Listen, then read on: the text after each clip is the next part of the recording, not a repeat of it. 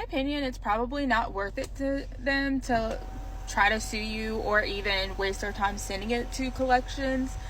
When a creditor charges off your debt, they don't immediately write it off their taxes. They could literally be at the end of Q4 and probably thinking, oh, I'll just lump this in or whatever. But in my personal experience, I owed them about $900 and I should have gotten a 1099-C.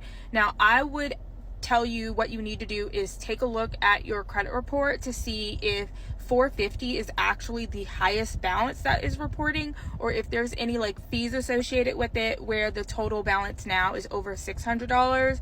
Because if that's the case, then you could just call them and ask for a 1099-C, and that way you could use that to help dispute the charge off your credit report.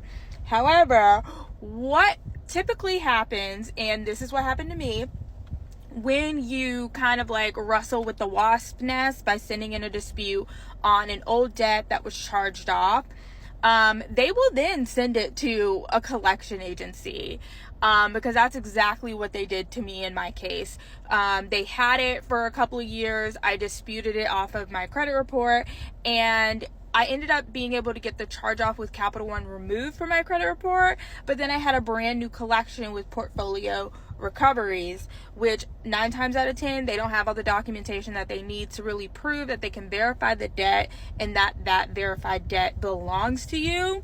And so I was able to dispute the collection and end up getting the collection off my credit report as well. So $450, no big deal.